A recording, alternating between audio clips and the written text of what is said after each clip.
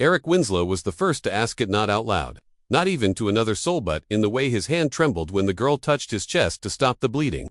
Why did she know where the artery was?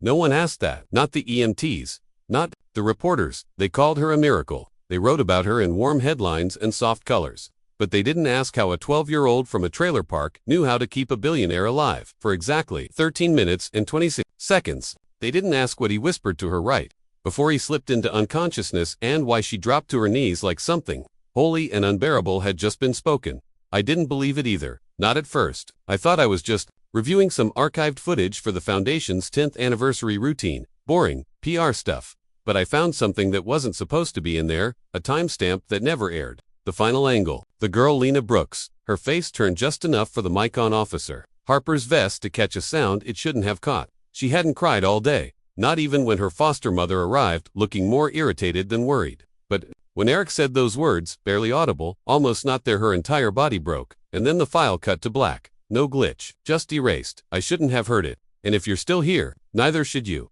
They found the man's wallet in the bushes, clean and dry, even though the accident happened during the storm of the decade. They said maybe the wind blew it. But how does wind take a leather wallet through a closed car window and lay it face up under a rusted metal sign from 1974 that hadn't stood in decades? The girl said nothing for weeks. Not even to the therapists. Until one night, she asked a question that chilled the blood of the social worker who shared it with me in confidence, hands shaking over a diner cup. What happens when someone remembers the wrong version of you? Lena asked. Not if. When. Here's the thing. The girl disappeared 6 months later. No trace, no alert. No one filed anything. Because the file was never opened. Her name was removed from the system by someone who had access and authority. It's like she was never there except for one photo tucked behind Eric Winslow's hospital badge. He's smiling. She isn't. Her eyes are locked on something behind the camera.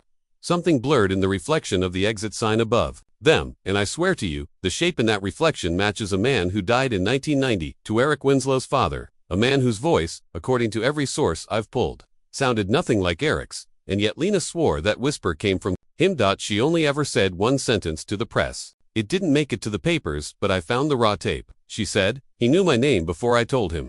Then she looked right at the camera. Not through it at it. And that's when I realized something impossible. I wasn't watching her, she was watching me, and now, she's watching you. You can pause the video, rewind, frame by frame. That final moment, Lena's eyes locking with the lens like she knew exactly where you'd be sitting. Years later, in the dark, trying to piece together something that was never meant to be whole. People think this is about a girl saving a man. That's what they want it to be, because the other version, the one that's slowly starting to bleed through the cracks, that version won't let you sleep.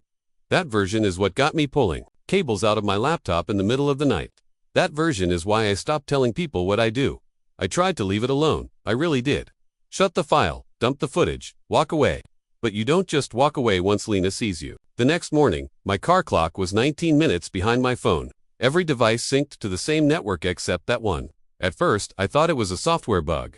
Then I remembered something else, something stupid and small. The tape of her press interview, the one where she says, he knew my name before I told him. The raw timestamp is exactly 19 minutes longer than the aired version, like someone tried to trim out time itself. I asked one of the guys at the station, Colin Hughes, if he remembered the full interview. He blinked slow, like I was asking him to remember a dream. He scratched his arm so hard it bled, then muttered something about it being a hot day, even though the weather log said 42 degrees and raining. The next day, he called in sick, never came back, left a voicemail for HR that just repeated one phrase 3 times. It wasn't her voice. I wasn't going to follow up, but then, late that night, I found a new folder on my desktop, not in downloads. Not anything I could trace back to a transfer. Just sitting there, titled, Do You Remember Now? No caps lock, no punctuation, and inside was a single audio clip. You ever hear something that doesn't hit your ears so much as it climbs down your spine? That clip was 47 seconds of distorted wind and a child's voice underneath, too faint to decipher, but not faint enough to ignore. Every time I played it, it got louder. No joke, I had a friend try it on their system, said it was corrupted. Nothing played. But when I played it again on mine, I swear to God the voice said my name. That's when I called her. Her name is Andrea Lockhart. She used to be a federal data analyst before the breakdown. Said she got too deep into a DC case and started hearing things in the white noise. She lives off-grid now, somewhere outside Helena, Montana, in a cabin with no mirrors, and only one way, in or out. She's not stable, but she's the only one who didn't hang up when I mentioned Lena. Andrea never met her. But she said the name surfaced once in an encrypted memory dump tied to a 1998 medical research program that doesn't exist anymore. The file name, Project Echobirth, and next to it, a redacted transcript labeled Subject B5. Verbal interaction with future witness. No date, no details. Just one line of dialogue left unredacted. He said he would remember her back into existence. I didn't know what the hell that meant. But then Andrea asked me something I haven't stopped thinking about since. Have you had any dreams that feel like memories of things you haven't lived yet? And that's when it started unraveling. See, there's this one recurring image I've had since childhood. A girl on a hill, red shoes, back turned, wind whipping her hair across a rusted no trespassing sign. Every few years she comes back. I've never seen her face. But in the latest dream after I heard that audio she turned around. It was Lena. Except it wasn't. Her eyes were mine. Andrea said I was collapsing time lanes. I told her she needed a new prescription. She told me to check behind my fridge. I thought it was a joke, but I did it anyway. And there wedged, between the insulation and the wall, was a tape recorder I don't own. No brand, no label, just a single tape inside, marked with a smudged red fingerprint. When I played it, I heard myself talking to Lena. Calm, affectionate, like I knew her, like I'd met her many times, asking her how long they had kept her quiet. She answered, long enough for them to forget what they buried me with. Then silence, then a loud pop, then static, then this part. I'm not sure I even want to say the voice of my mother. She's been dead for 9 years. I'd know her tone anywhere. She said, don't dig anymore. You remember what happened last time? I dropped the recorder. I haven't found it since. Here's where it gets worse. Andrea went off grid again. Phone disconnected. Cabin empty when I drove up. But taped to the back of her bathroom mirror, which she always kept covered, was a printed photo. One, I never took one that doesn't exist in any digital archive I've ever touched. It's me, sitting across from Lena. Her hand is on mine. I'm smiling. She's not, and in the corner, barely visible, is a date stamp that doesn't make sense. August 12, 2029. 4 years from now. I've checked every hospital log, every news report, every federal archive I can access. No record of Lena Brooks after June 17, 2025. But I know she's not gone. I don't think she can be gone. I think she's tucked somewhere deeper than memory. Somewhere we've stopped looking. The truth isn't that she saved Eric Winslow. The truth is that she wasn't supposed to, and I think she's trying to warn someone. But here's what keeps me up most. I found something in one of Eric's archived emails. Not sent, just saved in drafts. A message he never finished writing, dated one day before the crash. It reads, she's starting to remember the time before we pulled her out. She keeps asking about. Then nothing, just a blinking cursor, a draft never sent. And then, below it, a final saved attachment. Corrupted, unopenable. But its file name says everything. Do_not_wake_Lena. So now I'm asking you because I don't think I'm the only one anymore. Have you seen her? Because once she sees you, you never really stop being seen, that it was supposed to. End at the motel off Route 61, the one with the green neon sign that flickers every 3 seconds like a bad heartbeat. The main character, who still doesn't know he is the main character, pulled into the gravel lot just past midnight, heart still thudding from the drive, hands aching from gripping the steering wheel tighter than needed. The name Mountain View Inn felt ironic. There's no mountain, and the only view is the vending machine by the ice machine humming louder than reason. But inside room 6B, between 2 cigarette burns on the table and a stack of discarded local newspapers dating back to 1997, he found it a resolution, or what he thought was one. There was a file reel this time, tangible, inside a manila envelope, crisp and dusted with something that looked like flour but smelled metallic. At first, he didn't want to open it. Something in his bones told him it would change things he couldn't take back, but then he saw the handwriting. Sharp tilted his own, only he'd never been to this town before, never touched this motel, never filled out the guest book, even though his name was written there in blue ink 3 days ago. J. Harlan. No middle initial, just that. He doesn't go by that name anymore. The file said Lena was part of a neurological study funded by a shell organization known only as Cadence, a name that appeared 6 times in faded receipts, stapled to documents listing children as temporal variance subjects. There were scans brain images that pulsed with layered timestamps, a technician's note at the bottom of one-page read. Subjects retain fragments of unscheduled interaction. Risk of cross-reality, imprint high. Subject, B25 Lena shows unprecedented retention. The deeper he read, the more the pieces clicked. The whisper, the memory glitches, the sense of déjà vu that had clung to him since this whole thing began. He stayed up all night connecting it. Made a map on the walls with thread and pushpins like the ones in movies people pretend they don't believe. The motel's wallpaper, peeled with damp heat, but he didn't care. He had found it, the hidden truth. Lena had been part of a government experiment on memory encoding. Something went wrong. She remembered things she wasn't supposed to. Eric Winslow wasn't a hero. He was a handler, The car crash wasn't an accident. It was a reset. All of it made sense now. Almost. But then he flipped the last page of the file, expecting closure. Instead, he saw something that shouldn't have been there. A photograph, not of Lena, of him younger, maybe 7 years old, standing in front of a red door with peeling paint and the number 47B nailed crookedly into the frame. A woman's hand rested on his shoulder, but her face was blurred, not for motion, but like the photo, never wanted her remembered. And in his own child handwriting, scrawled on the back in crayon, "Do not follow her past this door. She'll make you forget." He dropped the photo, and the lights in the motel went out. He didn't remember picking up the recorder again, but the next sound he heard was his own voice, playing from the bathroom vent, panicked younger, pleading, "I didn't mean to remember it. Please, I'll forget again." Then came the static. Then came the knock on the door. But when he opened it, no one was there, only a smell, something old, damp wood, and singed fabric. The kind of scent you only recognize when it comes from your own past. That's when it hit him. The motel room 6B was identical to a place from a family road trip he hadn't thought about in decades. He had stayed here before, or somewhere almost exactly like it. Only this time, the picture frame on the dresser had no glass. Just a cracked photo of a boy whose eyes were blacked out, and a line etched into the frame. "You came back late." Again, he started tearing the room apart, checking behind furniture, peeling back layers of carpet. Every instinct screamed that there was something beneath all this. Something buried, and in the corner of the closet, under a panel barely held in place by rusted nails, he found it. A small, cloth-bound journal with only 3 entries. The first was a warning. She said if I told, I'd lose whole pieces of time. I told anyway. I haven't seen my sister since. The second was a question. What if the dreams aren't dreams but reminders? What if she's trying to put me back together? The third was a command. Don't speak the name out loud. If you speak it, she knows where you are. But there was no name written, just a series of scratched out lines, and below them, the symbol, a perfect circle, split vertically, one side dark, one side light. He thought it was meaningless until he remembered something Andrea said, back when she was still reachable. She'd been muttering toward the end, sleep-deprived and strung out on anxiety meds, flipping through old maps no one had used in 50 years.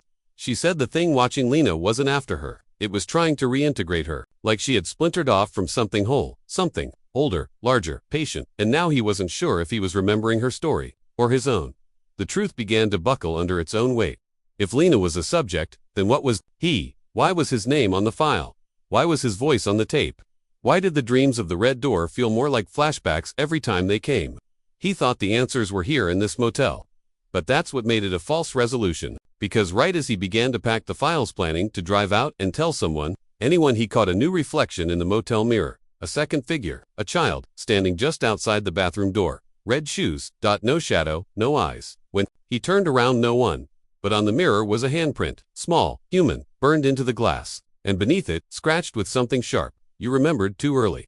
That's when it all began to rewind. Not literally, emotionally, psychologically, atmospherically. The room was the same, but the photos were different. The vending machine outside now sold items that haven't existed since the 80s. The TV played static, but not white noise, actual images hidden in the fuzz. Lena's face, his own, the red door. Over and over, something was watching, but not in the way you watch prey, in the way you watch a child wake from a coma too soon. The timeline had cracked open. He left the motel, in a blur, convinced the force was behind him, but halfway down the road, he realized something chilling. The timestamp on the dashcam was wrong. It read, August 12, 2029, the same date from the photo in Andrea's bathroom. The car slowed. He pulled over, heart pounding, mind racing. He checked his phone, no signal. The sky felt off, wrong shade, wrong silence. And when he opened the glove box, something fell into his lap. A second photo, this one of Lena, older, wearing different clothes. A hoodie, a name tag, property of Ecobirth. Behind her, visible in the glass of a government building, was him, but older. Eyes dull, smile vacant, holding a clipboard. And the note scribbled beneath in messy red ink said, "You were never looking." For her, she was trying to get you out. Everything you thought you understood, forget it. You have to start again. From the very first frame. Watch it all, because now you know where to look. There was something new in the air that morning, something behind the wind. The kind of quiet that comes not from silence but from a dozen unseen mouths, all holding their breath at once. He felt it before he saw it, before the email arrived, before the dream restarted, before the phone buzzed with no number, no caller ID, just one line of text that hadn't appeared since he was 16 and hiding under a blanket from something he couldn't name. It's not just you anymore. He didn't sleep that night, really. The dreams came in flashes, full of corridors that didn't belong to any house he'd ever lived in, voices that didn't quite sound human, but weren't entirely foreign either. One voice in particular followed him, a woman's voice, low and slow, like a lullaby covered in rust. He'd wake up with nosebleeds, cold sweat, static in his ears. The same phrase echoing as he clawed back to consciousness. Remember in pairs, the phrase made no sense, until he checked the email, a burner inbox, created 5 years ago for something else entirely now, lit up with one unread message, timestamped at 3:03 a.m., which, incidentally, is the exact moment the dreams always end. No subject line, no body text, just a single attachment, a grainy .jpg of 6 children standing shoulder to shoulder in front of a chalkboard. The photo looked like it had been taken in the late 90s, maybe early 2000s, judging by the distortion around the edges. But it wasn't the timestamp that bothered him, it was the face of the 4th child. It was him, not someone who looked like him. It was him. Same scar, above the eyebrow. Same tired, watching too much face. A red string bracelet on his left wrist that he hadn't worn since he was 10 but now felt hot just thinking about. The other children looked familiar in that dreamlike way, blurry shapes from grocery store aisles. Passing glances on playgrounds. Fragments from ads or late-night public access shows. And in the corner of the photo, half-erased in pencil, someone had written the phrase, "They only come when one forgets." He didn't remember the photo, but he remembered the feeling. And then, one by one, the others began contacting him. Not with words, not at first. Through signs. A sticker on a subway pillar that hadn't been there yesterday, bearing the same vertical split circle he found in the motel journal. A woman on the crosswalk mouthing the words "wake up" while the light blinked green. A barista who handed him a cup with no name written on it, just for numbers, 4719. A sequence that matched the fire code of the house he grew up in, a code he hadn't spoken aloud in 20 years. He started digging, looking up the faces from the photo. Took days, then weeks, then it all clicked. They were alive, all of them, all scattered across the country, and they had all experienced the same things: memory gaps, bleeding clocks, ghost voices through unplugged radios. One had tried to go public in 2012, a tech blogger out of Tallahassee. She disappeared after uploading a file titled Project Echobirth. Phase 2 is migration. It was pulled from the web within 6 minutes. He only found it buried on a Romanian mirror site. Corrupted and half-garbled, but enough data remained to confirm what he feared. There were more of them, a whole generation of subjects who were never told what was done to them. Memories inserted, realities tested, erased, replaced, retested, left behind when whatever experiment ran dry or leaked out of control. Each one left with fragments, tics, nightmares, half-sentences, and muscle memories. All of them infected with the same unprovable truth. Something had been done to them. Something still was. But who would believe them? They began meeting in silence. Not in person, too risky. Not online, too traceable. Through shared dreams. Sounds crazy, but they swore they could do it. Said they all began dreaming the same image after 3 a.m. A woman, in a black coat, holding out a blue folder with nothing in it. She'd hand it to each one, then vanish. Wake up. Repeat. He stopped believing in coincidence the day someone left the same blue folder on his doorstep. No return address, no label, just a printout of his own journal entries, the ones from the motel, the ones he never saved. And at the bottom of the last page, in someone else's handwriting, "You were right all along. It was never about Lena." That night, someone else entered the dream. A child, not the woman, not even human in the traditional sense, just presence. A pressure in the corner of the room that couldn't be seen, only felt. The dream turned darker. Less memory, more infection. Rooms folding in on themselves. Clocks ticking backward. A man's voice speaking a name not in any language, followed by Lena's whisper. "That's the one they're afraid of." He woke up screaming, fingernails bloody, his mattress soaked in salt water. Not sweat, salt water, the scent of sea air. In a locked city apartment with no ocean for 200 miles, there was no time to grieve whatever sanity he still had, because the third perspective had started broadcasting. No one knew who they were, but suddenly, footage began surfacing. Hidden hard drives.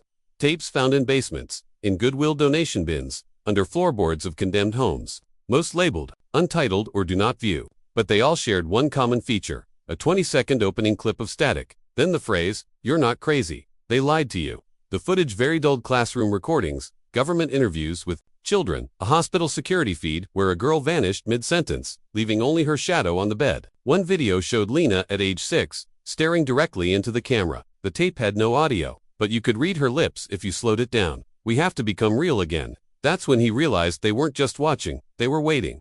Watching us uncover pieces of ourselves. Watching as the audience grew from one to dozens to thousands. Because you weren't just seeing the story, you were in it.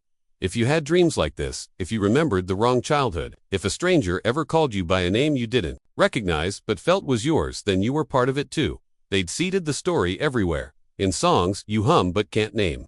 In paintings that make you cry for no reason. In school assignments you don't remember writing. In found footage from 20 years ago that somehow has your mother's voice. The question was never, what happened to Lena? The question was, what was Lena stopping? And the real terror wasn't that something had been done to them. The terror was why they were chosen in the first place. Why these specific minds? Why these fractured memories? Why these symbols that only trigger when someone's ready to remember? He stood in front of the mirror that night, eyes sunken, mouth dry, and said his own name out loud, not the one he used now, the one they gave him at the beginning. The reflection did not move with him. The reflection smiled first. Somewhere, in the space between dreams and memory, a red door opened, and behind it she stepped through. Not Lena, her, and everything you've watched until now. It wasn't a story, it was the unlocking mechanism. Welcome back. You remember in pairs.